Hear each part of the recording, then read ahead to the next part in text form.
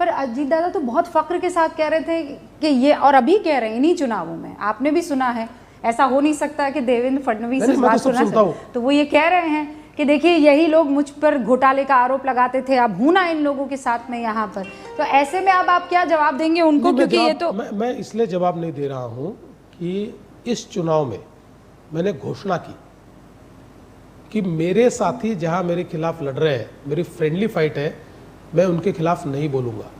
मैं नगर पालिका का चुनाव हमने जीता, लेकिन मैंने कहीं पर भी उनके खिलाफ नहीं बोला, महानगर पालिका में भी नहीं बोला और अभी भी नहीं बोलना चाहता हूँ। देखिए, जवाब देने के लिए तो देवेंद्र फडणवीस को जाना जाता है, जवाब तो इतना शार्प दूंगा, लेकिन ये मैंने तय किया। देखिए, ये बहुत छोटे चुनाव है, इस छोटे चुनाव में ये सारी चीजें स्टेक पर लगाने वाला आदमी नहीं हूं मैं। पर पूरी साख तो लगाई दी है आपने। नहीं, उन्होंने लगाई है। देखिए, मैं पूरी ताकत से प्रचार करता हूं, लेकिन आप देखिए पॉजिटिव प्रचार करता हूं। मुंबई में केवल मैं ठाकरे ब्रदर्स को जवाब देता हूं, क्योंकि जवाब नहीं दूंगा तो फिर लोगों को उनका कहना सच लगेगा।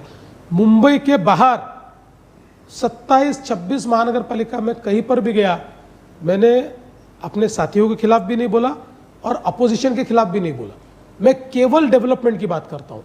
हमने क्या किया है, हमारा विजन क्या है, हम कैसे ट्रांसफॉर्मेशन करेंगे, इसके ऊपर 40 मिनट्स में भाषण करता हूं और वापस आता हूं। लेकिन देवेंद्र साहब, ये आपको दिक्कत नहीं होती है कि साथ में हैं, फ्रेंडली फाइट भी हो रही है, एक दूसरे की तरफ जो है बयानबाजी आप भले ही ना करें पर वो तो कर ही रहे हैं ना? देखिए, वो थोड़ा पुणे, वो बाकी जगह वो भी नहीं करते, उनका दिल नहीं है ना आप लोगों के साथ? नहीं, हमारे साथ ही उनका दिल कहीं नहीं है, पक्का? उनका दिल यही है, पक्का? वो उनको पता है, बाकी सब जगह दिल तोड़ तोड़ के ही आए वो, तो अब हमारे पास दिल अटका है, दिल कहीं बाकी सब जगह टूटा हुआ है। लेकिन वो भी जो बयानबाजी करते हैं ना, हाँ। सिर्फ पुणे और पिंपरी चिंचवड़ में करते, दो ही जगह, हाँ। क्योंकि वहां उनका डेस्परेशन है। देखिए, ultimately they were the Kings of Pune and Pimpri Chinchwad, और उनका जो वो किंगडम है, फिफ्टडम है, वो सब हम लोगों ने तोड़ दिया है, तो कहीं ना कहीं वो डेस्परेशन है। नहीं तो वो आप उनको समझाते क्यों नहीं है कि सारी चीजें हो जाए? पर ये तो बड़ा मजाकिया नहीं लगता है? इंडिया गठबंधन पर आपने खूब सारे बयान दिए हैं कि ये लोग साथ है नहीं है, इनको समझ ही नहीं आ रहा है, वही चीज तो आप लोगों के लिए कही जा रही है। देखिए, ये दोनों का इसलिए कंपैरिजन नहीं होता कि विधानसभा और लोकसभा ये नीतिगत फैसलों की जगह होती है। यहाँ अगर आप अलग अलग नाव पे सवार हो जाए तो देश के ऊपर उसका असर पड़ता है, क्योंकि देश की नीति एक मन से, एक दिल से और एक दिशा से लेनी पड़ती है। ये लोकल चुनाव है, महानगर पालिका, ये नीतिगत चुनाव नहीं है, या नीतिगत फैसले नहीं होते। जहां नीतिगत फैसले होते हैं वहां हम साथ में ही हैं, अभी भी साथ में हैं। इसलिए मुझे नहीं लगता कि इसका कोई बहुत असर है। विपक्ष ये भी आरोप लगाता है कि आप में और शिंदे जी में बहुत कुछ ठीक नहीं चल रहा है। वो ये कहते हैं कि वो कैबिनेट की बैठकें उसका बहिष्कार कर देते हैं, फिर बहाना बना देते हैं कि वो बीमार हैं, फिर आपको सफाई देनी पड़ती है कि उनका फ़ोन आया था, उन्होंने कहा मैं सोया नहीं हूँ इसीलिए मैं आ नहीं रहा हूँ। लेकिन सच्चाई ये है कि ये सिर्फ आप फेस सेविंग कर रहे हैं, आप लोगों में कुछ ठीक नहीं है। देखिए, पहली बात तो मैं आपको ये कहना चाहता हूँ कि शिंदे जी का और मेरा रिश्ता, हाँ। ये बहुत पुराना रिश्ता है, और शायद पत्रकारों को पता है उससे भी पुराना है, और हमारा इक्वेशन भी अच्छा है। और मुझे बताइए कि जिस कैबिनेट की बैठक में वो नहीं आए थे, वो बैठक कौन से दिन की थी? जिस दिन आचार संहिता लगी। बैठक में विषय कितने थे? 3 विषय थे। नवंबर 18 नहीं, अभी क्या, 3 विषय तो बैठक में थे, और तीनों में से ऐसा कोई विषय नहीं था कि जिस पर विवाद हो, एकदम नॉर्मल विषय थे। कहीं उन्होंने बहिष्कार नहीं किया। देखिए, अगर शिंदे जी बहिष्कार करते ना तो उनका एक भी मंत्री नहीं आता। अरे भाई, मैं अगर किसी चीज़ का बहिष्कार करूँ और मेरे मंत्री वहाँ जाए और साथ में सारा पूरा कैबिनेट का मीटिंग करे, ऐसा होता है क्या कभी? उनके सारे मंत्री हाजिर थे। और ये बिल्कुल सच है कि शिंदे जी ने सुबह सुबह मुझे फ़ोन किया, उन्होंने कहा मैं 6 बजे तक काम कर रहा था और अभी तबीयत ठीक नहीं लग रही है, शायद, मतलब मैंने कभी बताया नहीं, लेकिन उन्होंने कहा कि शायद मुझे ऐसा लग रहा है सलाइन लगाना पड़ेगा, ये मेरी हालत है। तो कोई इंपॉर्टेंट विषय? मैंने कहा ये 3 विषय है। तो बोले ये बहुत इंपॉर्टेंट विषय नहीं है, तो आप इसको कर लीजिए, मैं नहीं आऊँगा। और ये उस कैबिनेट की बैठक में भी हमने बताया कि भाई शिंदे जी का मुझे फ़ोन आया और वो आने नहीं वाले, और 15 मिनट में 3 विषय करके कैबिनेट की बैठक समाप्त हुई। उनके सारे लोग थे। तो मुझे लगता है हर चीज़ को पॉलिटिकल एंगल से, और मुझे तो बड़ा आश्चर्य हुआ, बाहर निकलने के 15 मिनट बाद मेरे मोबाइल पे मैसेज चालू है, क्या शिंदे जी ने बहिष्कार किया, क्या शिंदे जी ने बहिष्कार किया। हाँ। अरे भाई देखिए, कोई भी देखिए, मुख्यमंत्री को छोड़कर 100% कैबिनेट में रहने वाला कोई मंत्री नहीं होता है, कोई नहीं होता है। सबका कभी ना कभी कोई काम होता है, कोई एंगेजमेंट होती है। मुख्यमंत्री इसलिए हर मीटिंग में हाजिर होता है। तो मतलब आपके बीच में कोई मनमुटाव नहीं? नहीं, बिल्कुल नहीं है जी। हाँ, कुछ नहीं है। मतलब बातचीत हो जाती है? रोज होती है। रोज होती है? रोज होती है। और आप दोनों में कॉम्प्रोमाइज ज्यादा कौन करता है? देखिए, कॉम्प्रोमाइज की बहुत जरूरत नहीं पड़ती, लेकिन हाँ। मेरा अपना मानना ऐसा है कि मेरा अपना स्वभाव जो है ये बहुत अकोमोडेटिव है, इसलिए कभी जरूरत पड़े तो मुझे कॉम्प्रोमाइज करने में कोई गुरेज नहीं है।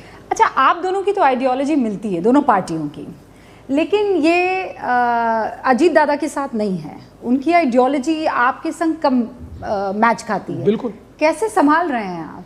देखिए, अजीत दादा एक बहुत प्रैक्टिकल आदमी है। मैं उनको एक चीज़ के लिए 100% मार्क्स दूंगा कि अजीत दादा निर्णय करते समय प्रैक्टिकल निर्णय लेते हैं, इसलिए उनको उनके साथ काम करना, उनको कन्विंस करना, ये आपको पता होता है इसमें कन्विंस होंगे, इसमें नहीं होंगे। क्योंकि मतलब ये अच्छा है या बुरा है मैं इसको नहीं कहता, लेकिन वो इमोशन में अटक कर काम करने वाले आदमी नहीं है, वो बिल्कुल स्ट्रेट फॉरवर्ड काम करते हैं। तो इसलिए उनके साथ रिश्ता रखना बड़ा आसान है। शिंदे जी के साथ रिश्ता रखना भी आसान है, लेकिन ये आपको समझना पड़ेगा कि शिंदे जी इमोशनल इंसान है, उनके साथ आपको इमोशनल कनेक्ट रखना पड़ता है। अजीत दादा के साथ प्रैक्टिकल कनेक्ट रखना पड़ता है। तो अजीत दादा तो आइडियोलॉजिकली भी तो बहुत आपके साथ उठापटक हो जाती है ना? एनसीपी भाई उनके अपने नवाब हैं। अरे भाई, आप उस नवाब के लिए आपके साथ रिश्ता भी तोड़ने को वो तैयार हो जाते हैं। ठीक है, वो सारी बातें छोड़ दीजिए। एक बात आप ध्यान में रखिए, शरद पवार जी के पार्टी की कोई कभी आइडियोलॉजी रही नहीं है। शरद पवार जी की पार्टी की खासियत ये थी कि उन्हें कुर्सी चाहिए। पानी तेरा रंग कैसा, जिसमें मिला है उसके जैसा। तो इससे पहले भी देखिए, शरद पवार जी सबसे पहले महाराष्ट्र के चीफ मिनिस्टर जब बने तो किसकी मदद से बने थे? उनको कौन सपोर्ट कर रहा था? जनसंघ कर रहा था भाई। जनसंघ के सपोर्ट से बने थे, जनता पार्टी की सपोर्ट से बने थे, हम लोग सब साथ में थे उस समय। इसलिए देखिए, आइडियोलॉजिकली ऐसा कोई बहुत स्ट्रेट फॉरवर्ड, हाँ ये ठीक है कि उन्होंने उनकी आइडियोलॉजी लीनिंग टुवर्ड्स कांग्रेस रही है, leaning towards Congress. He is come out of Congress. हाँ, बट वो पूरी कांग्रेस की, इसलिए आइडियोलॉजिकल वॉर तो उनके साथ कोई बहुत बड़ा नहीं है। हमारा उनके साथ जो वॉर रहा है वो, चूंकि वो कांग्रेस के साथ रहे तो उस समय बहुत तुष्टीकरण की नीति करते थे, वो भी अब उन्होंने कम कर दी है। थोड़ा एक प्रकार से उनका जो पॉलिटिक्स का ढंग था उसका भी हम लोगों का थोड़ा विरोध था, लेकिन लार्जर स्केल पर कोई विरोध नहीं है। आपने कहा कि उन्होंने अपनी लीनिंग थोड़ी सी जो है वो चेंज कर ली है, लेकिन सबसे भयंकर किसी ने अपनी लीनिंग चेंज की है अभी हाल फिलहाल के महाराष्ट्र के पॉलिटिकल सिनेरियो में, तो वो कौन है आइडियोलॉजिकली? उद्धव जी। क्योंकि जिस प्रकार से उद्धव जी ने तुष्टीकरण की नीति शुरू की, देखिए, आपने सोचा था कभी ऐसा? नहीं, कभी नहीं सोचा था, कभी नहीं। सीरियसली, मतलब ऑनेस्ट आंसर? Absolutely honest. क्योंकि जिस प्रकार के विचार बाला साहब ठाकरे जी के थे और उनकी लीगेसी चलाने की बात करने वाला व्यक्ति इतनी तुष्टीकरण की नीति करे कि छत्रपति संभाजी नगर में रशीद मामू जैसा व्यक्ति, देखिए मुसलमान इसलिए नहीं बोल रहा हूं मैं, देश विरोधी कार्रवाई करने वाला, पाकिस्तान का झंडा फहराने वाला, पाकिस्तान जिंदाबाद कहने वाले, ऐसे लोगों का नेतृत्व करने वाला वो रशीद मामू, जब उसको पार्टी में लेने की बात हुई तो उनके वहाँ के सबसे कद्दावर नेता खैरे जी, जो 5 बार वहाँ से सांसद रहे, जो बाला साहब ठाकरे के सबसे करीबी रहे, वहाँ के सबसे बड़े नेता है, उन्होंने पुरजोर विरोध किया। उन्होंने कहा हम नहीं लेने देंगे, फिर भी उसको पार्टी में लिया। उसके बाद उन्होंने कहा ठीक है, उद्धव जी पार्टी ने लिया हो, मैं इसको टिकट नहीं देने दूंगा, उसको टिकट भी दिया उद्धव जी ने। अब वो खैरे जी बैठे हुए हैं चिल्लाते हुए।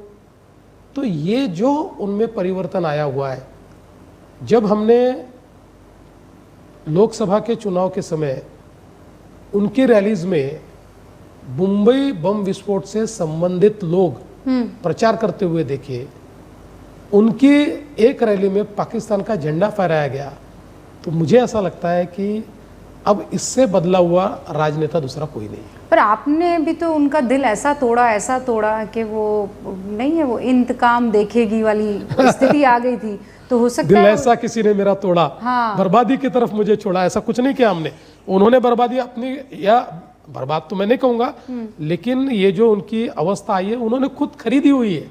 देखिए 2000 उद्धव ठाकरे का हृदय परिवर्तन किसने किया है? कौन वो हो सकता है? आपको क्या लगता है? राहुल गांधी या फिर शरद पवार या फिर पार्टी में कोई और? कौन है जो उद्धव ठाकरे की लाइन ऑफ पॉलिटिक्स को चेंज कर? पहला उनका हृदय परिवर्तन हुआ मुख्यमंत्री की कुर्सी के कारण।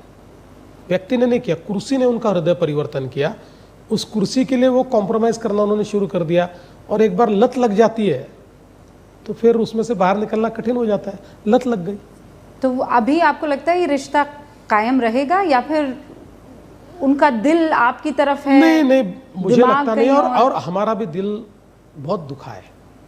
देखिए हम उनके साथ नहीं जा सकते, हमारा दिल दुखा हुआ है। जिस प्रकार से उन्होंने हमारे साथ व्यवहार किया, आज भी देश के प्रधानमंत्री जी के लिए जिस प्रकार के शब्दों का इस्तेमाल वो करते हैं, पॉलिटिकल अलायंस नहीं है भैया, ये तो क्या है कि दिल से हम दूर हो गए, दिल टूट गए।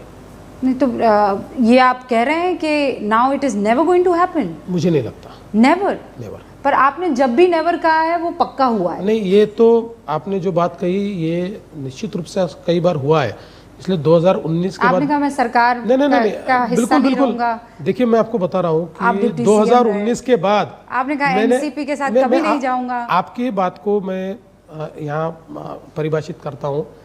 2019 के बाद इस बात को तो मैंने जरूर सीखा है, नेवर से नेवर।